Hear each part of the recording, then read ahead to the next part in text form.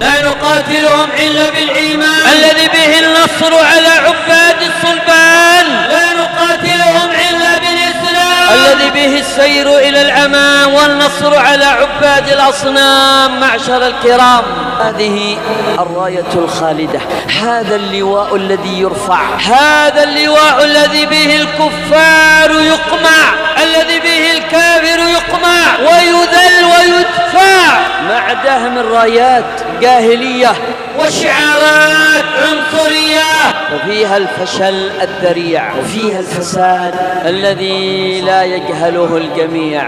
المعركة فأخذ الراية زيد بن حارثة رضي الله تعالى عنه وأرضاه، فقاتل وأبلى بلاء حسنا حتى قتل، فأخذها جعفر بن أبي طالب، أخذ الراية بيمينه وما هان عليه يوما دينه وما انحنى لغير الله جبينه. أخذ الراية بيمينه فقطعت، فأخذها بيساره فقطعت، فأخذها بعضديه ضربه الجندي النصراني على جسده رضي الله تعالى عنه. وكان قبل أن يبدأ بالقتال ويأخذ الراية، لما أخذ الراية عقر فرسه الأشقر، ثم انطلق وهو يقول: يا حبذا الجنة واقترابها، طيبة وبارد شرابها، والروم روم قد دنا عذابها، كافرة بعيدة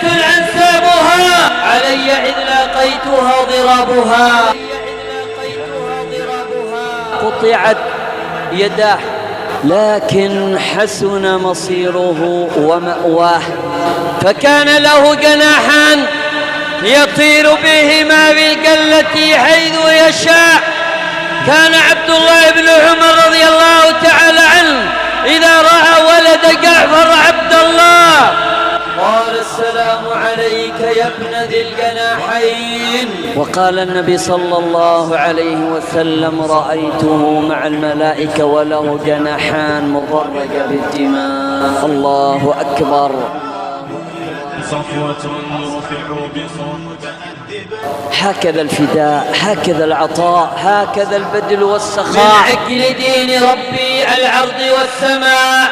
ثم أخذ الراية عبد الله بن رواحة رضي الله تعالى عنه، فقاتل وأبلى وقتل قتال الأبطال، ونازل أهل الضلال وكل مشرك بطال. كان يقول رضي الله تعالى عنه: يا نفس إلا تقتلي تموتي، هذا حمام الموت قد صليتي، وما تمنيتي فقد أعطيتي، إن تفعلي فعله ما هديتي. وكان صائما لا إله إلا الله، لا إله إلا الله.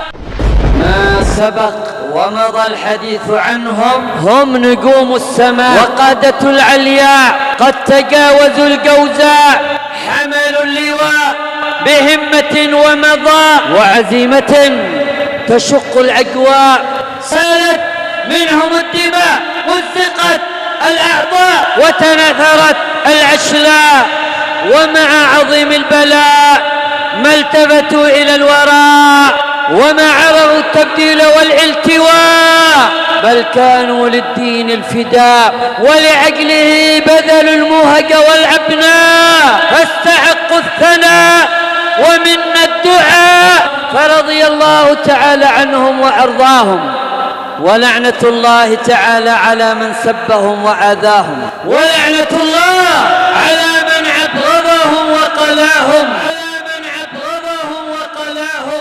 نعم أيها الناس، هؤلاء هم الرجال، وعيب أن يقال لغيرهم رجل إلا إن حمل ما حملوا وعمل بما عملوا. أولئك الأبطال، وغيرهم وما سواهم فقعيد بطال، إلا من سار على ذاك المنوال فيستحق أن ينال حسن الحال وكريم المآل.